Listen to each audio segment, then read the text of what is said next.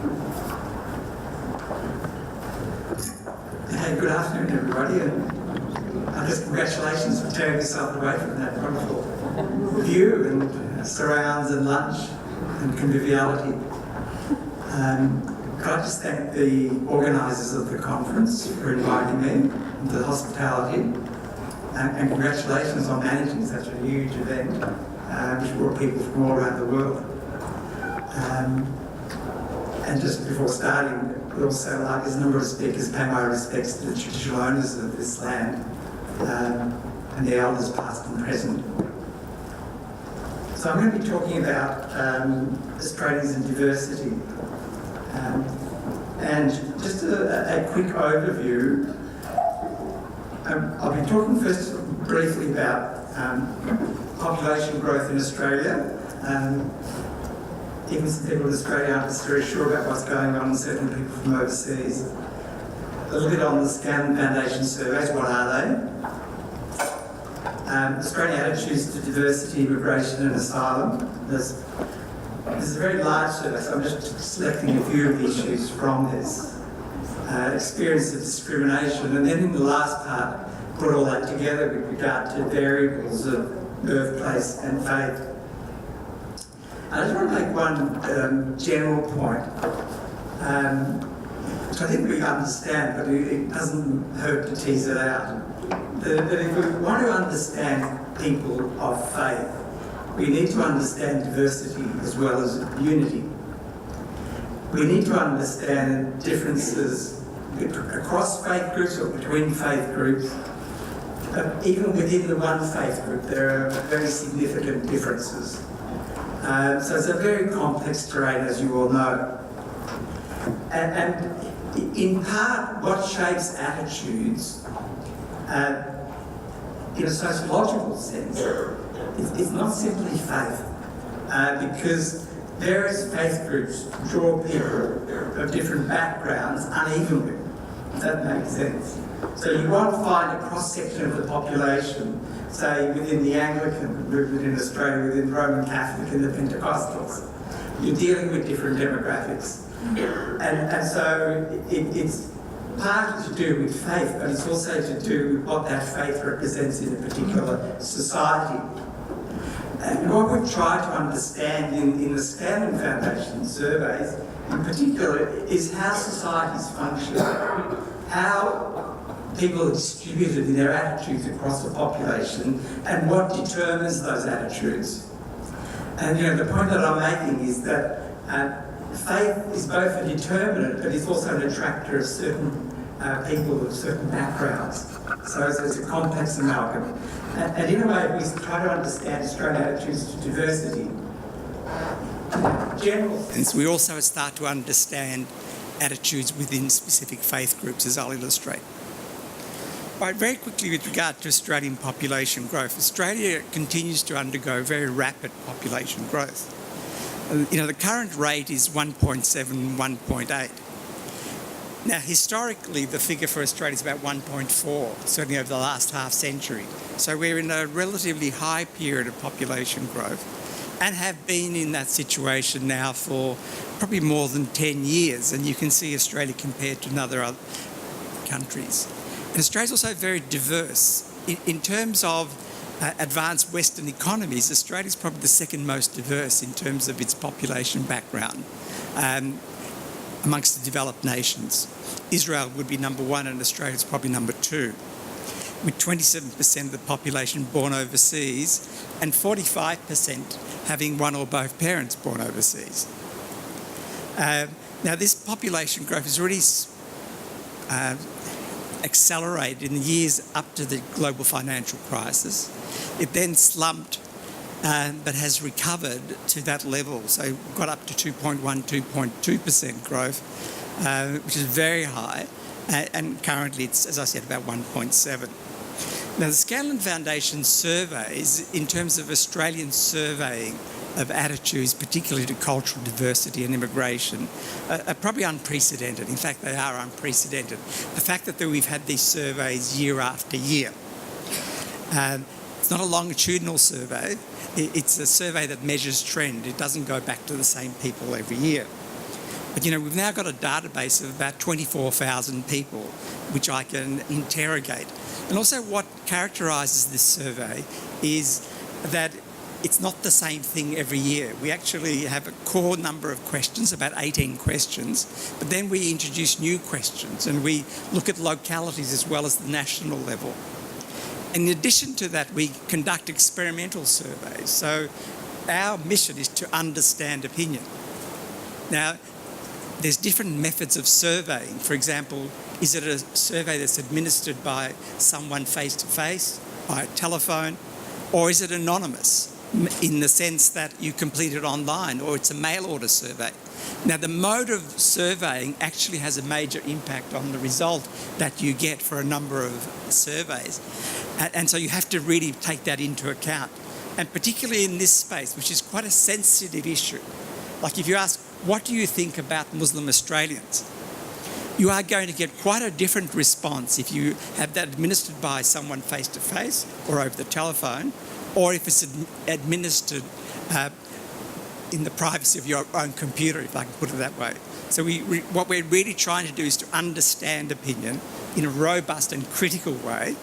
And probably we're able to do this better than, say, governments are able to do, because within governments there's a lot of sensitivity about what you can ask and what you can't ask, because this is a private foundation that's supporting this. Even though there has to be integrity, we're able to ask questions. For example, a lot of the Australian surveys will not ask, what is your religion? Now, that's a key variable for understanding the output of the data that you're getting, but there's a sensitivity and there's reluctance to ask people, what is your religion? So we've got at least 65 questions. Sometimes we go to 80, but we don't actually go to 200. There are surveys that ask like 200 questions, and I'm a bit dubious about the reliability of the responses when you get that mega range of questions. To what extent can the average person keep track of what they're doing with that barrage of questions? But our surveys are large enough to understand subgroups. We generate an index of social cohesion in Australia, which I won't go into now, but you can go online and access it. Our online site is called Mapping Australia's Population. And also this PowerPoint will be made available and the details are on there as well. What I want to particularly focus on here is attitudes to diversity and immigration, and then tie that into faith groups.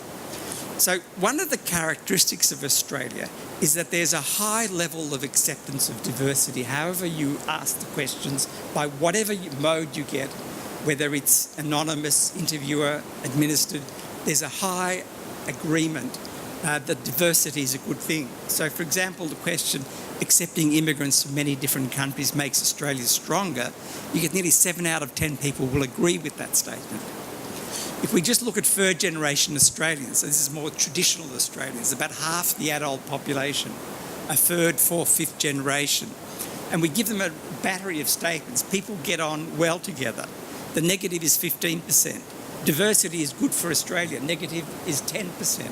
I like meeting and getting to know people from other cultures. Negative is 5%. And this was actually administered online. So again, you don't get much social desirability effect, and yet you still get those very low levels of negativity. Rejection is very low in this country. What do you think about the number of immigrants accepted into Australia? Now, this was just this year, a couple of months ago, 35% of the population said that it was too high. And if we compare that with other countries, you see that it's Australia, and then there's a lot of daylight between Australia and other countries. Probably the only other country that would get in that space might be Canada, but I haven't seen any recent Canadian surveys. But traditionally, it's been Australia and Canada that have been very strongly pro-immigration. You can see that throughout the EU, European countries, United States, 65, 75% negative compared to Australia, 35% negative. So that starts to help us understand some things about Australia, that relative to other countries, other developed economies, it's quite unusual in acceptance of diversity. If we say, we put a proposition to people, multiculturalism has been good for Australia, we asked this twice, 2013, 2014, and each time got the same response. Close to 85% of people agree that multiculturalism has been good for Australia. Now that again contrasts, say, with the debates going on in Europe, which in many countries amounts to a rejection of multiculturalism. And there may be different reasons operating that explain that. Of course, what does multiculturalism mean? Because you asked the question, it's been good for Australia, yes, but what does it mean? As a brand, it's very strong, but what do people understand by it? And again, through our surveying, I think we can establish that what people understand by multiculturalism is a policy that helps integrate people from other cultures into the society. It does not mean that people embrace cultural diversity as an ongoing feature of that society. And one way to demonstrate that is when we ask this proposition, people who come to Australia should change their behaviour to be more like Australians. You can see that we've got 64% of people who agree and just 17% disagree. And we've asked this in other forms as well. So I've got there that yes to multiculturalism, but it does mean yes to integration. It does not mean, in the Australian context, a broad acceptance of an ongoing feature of diversity in terms of communities retaining their characteristics. Asylum issues are also of interest, particularly I think in a faith-based environment, because many people, if not all people in this room, would be very worried about the Australian government's approach to people who try to reach Australia by boat. Now, this has to be, again, understood in a nuanced way. When we ask people about the humanitarian program, and we say that is a program which takes people who've been assessed overseas, found to be victims of persecution and in need of help, we've got 70 to 75% of people saying, yes, I agree with that. So there's a broad level of acceptance or agreement that the humanitarian program is good. But when it comes to policy towards asylum seekers who come by boat and whether they should be eligible for permanent settlement, only 20 to 25% of people agree that they should be eligible for permanent settlement. Now, that's been the case in surveying at least for the last 15 years, and I've sort of looked carefully at surveys over the last 15 years. It doesn't really move very much. And interestingly, you can look various demographics, and by demographics, it doesn't really change much. There's only one demographic. I've looked at 30 different variables, one demographic where you get more than half that demographic supporting asylum seekers coming by boat being eligible for permanent resettlement, and that's people who vote Greens. Amongst Greens supporters, it's say 65%, but no other group do you get above 35%. So there's a big divide in Australian population on that issue. More people support the notion that boats should be turned back than people should be allowed to have permanent residence. You see, there's different propositions that people can have. Permanent settlement, temporary residence, detain and deport and turn the boats back. And that's 5 years of surveying, and basically it doesn't really change very much over those 5 years. So I'll come back to that because I think that's quite an important issue for people of faith to understand this and to understand the reasons behind it. And the reasons behind it, I would say, is not primarily bigotry. It's not primarily a legacy of the White Australia policy. If we look at the issue of experience of discrimination, you start to get a different picture. A relatively high proportion of people say that they do experience discrimination in Australia on the basis of skin colour, ethnic origin or religion. About 1 in 5, it's in 19%, 18% in recent years. The frequency of people who say we've experienced discrimination, of that 1 in 5 of the population, 30% say it's a regular feature of my life.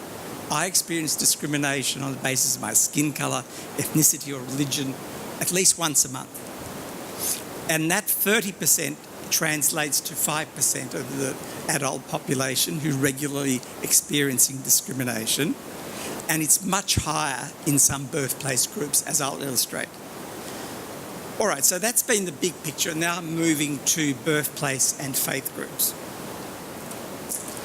When we disaggregate that experience of discrimination, you can see that of all people born in Australia, say in 2014, 16% said, yes, we have experienced it, but it was 26% amongst non-English speaking background people. When we disaggregate that by country of birth or faith group, again, it's a sort of outcome that you don't really want to see, but is not really surprising. So China and India, that's the highest by country of birth. Hindu and Islam is highest by faith group. And other work that we've looked at, it gets up to 40-45% for specific groups. The highest proportion reporting are people from India, Hindu, and people from the Middle East, Islamic peoples.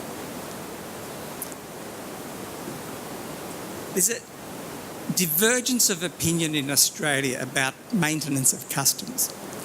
Amongst third-generation Australians, only 26% agreed that ethnic minorities should be given support to maintain their customs and traditions, whereas people of non-English speaking background who are overseas born is 66%. So you start to see these differences. And then when we map this onto faith groups, we start to see how this plays out. So do you agree that in the modern world, maintaining the Australian way of life is important? Amongst people who are Anglicans, 57% strongly agree that it's important to maintain the Australian way of life. Roman Catholic, 57%. Islam and Buddhists, less than 40%. So again, we start to see that division in Australian society. Interestingly, when we aggregate strongly agree and agree, we're getting 90% or 80% above for every group. So that tells you something about Australian society. Australian society is a society that wins strong identification from the people who live here. At the strongest levels, it'll be people of third-generation Australians or Anglicans and less so Roman Catholics. Accepting immigrants from different countries makes Australia stronger. Again, you see that divide in attitudes. Strongly agree, Anglican 15%, Roman Catholic 25%, Islam 40%. So you can see how opinions divide. What do you think of the number of immigrants? Too high. So Anglican too high, 49, other Protestant 48, Buddhist 24, Islam 29. Come back now to the point I made at the beginning, and that is that you have to map demographics onto faith groups. And when you do that, what do you see? You see that among, say, Anglicans, you get the highest proportion of people who are more elderly and people who are third, fourth, fifth generation Australians, Anglo background, not all of them, but relatively. And then some of these attitudes then play out in that way, more conservative, more reserved about diversity, even though there's still strong levels of support, but more reserved. If we look at attitudes towards faith groups rather than within faith groups, what we see is significantly high levels of negativity towards those of the Muslim faith in Australia. And what is significant here is not just the proportions, but it's the relative differences. So is your personal attitude positive, negative, or neutral towards Christians, Buddhists, and people of the Islamic faith? And the negative is 5% and 5% for Christians and Buddhists, but it's 25% negative towards people of the Islamic faith, which is a difference of 1 in 5. And that was obtained using an interviewer-administered survey. If we now do an internet-based survey, which we've done, and say we look at third-generation Australians, by telephone is 28%, which isn't that much difference to what it was for the whole population.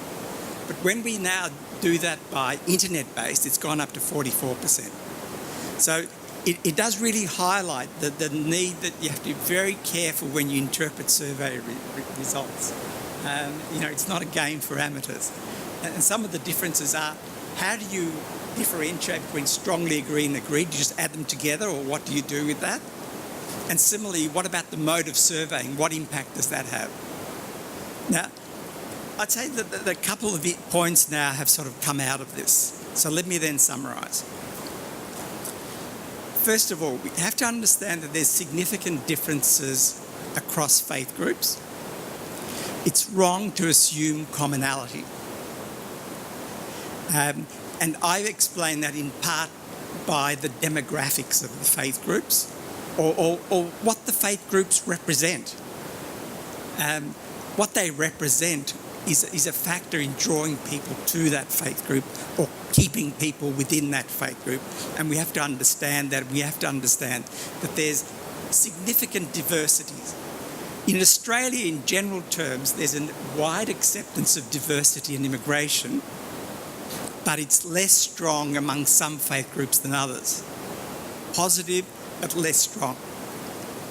With regard to issues such as asylum seekers and foreign aid, what surveying has taught me is, and I think, humility. And humility is certainly a concept that's appropriate in this space. Humility teaches us that there's not one truth, there's many truths. So on the asylum issue, I think that there's several truths, and there's not just one truth. The one truth stereotype says that people who are negative towards boat arrivals are bigoted. That's the one truth explanation. The more complex explanation is that for a whole range of different reasons, people are concerned about boat arrivals. And some of the arguments in this space are very questionable, which I won't go into now. But it's that the way I think that we should, with humility, approach issues. And in a way, it sort of seems like obscene. How can you say we should approach this issue of humility when there's this tremendous human suffering? But one of the things that come out of my surveying, our surveying, is an understanding that, where are people placed when they respond to these questions? And they're placed in a situation, in Australia there are, by last count, 105,000 people who are homeless. And a lot of people are finding it very difficult in this society, to pay their bills and to get their way. So it's a complex issue. Experience of discrimination is a huge issue for this country. And the very high levels of negativity towards some recent immigrant groups who are also faith groups. And there's a very simple statistic that illustrates this. People from India, our surveying indicates, come to Australia with very high levels of initial identification with Australia. In their first year, people who, say, come from the Indian subcontinent have much higher sense of belonging and identification than, say, people from many Asian countries such as China. But people from India also experience very high levels of discrimination in this country, such that for those of you from overseas, there was like a major series of incidents of attacks on Indian students in this country a few years ago. And the net result of that was that at that point, and we're talking, say, 5 years ago, there were more than 90,000 Indian students studying in Australia. More than 90,000. Today, it's closer to 30,000. So that's had a tremendous impact. It got a lot of media attention and it's had a lot of impact. Because for other groups who have large numbers of students studying in Australia, over that 5-year period it's hardly changed. And lastly, we have this problem, and it is a major issue. We've heard discussions about social capital in some of the sessions, and particularly the issue of bridging capital, of fostering understanding and links between communities. So clearly, major challenges facing Australia. Lots of positives, but also some very significant challenges in the area of understanding in terms of negative attitudes. We saw that 44% negative in the online survey. Now that's a high number. you always need to understand responses in terms of the relative scale. It doesn't go from 0 to 100. It never gets to 100, right? Usually, you have to understand for each question what is the range. And the range for that question, it goes up to 44. I'd say that's near the top of the range of where you'd want to be.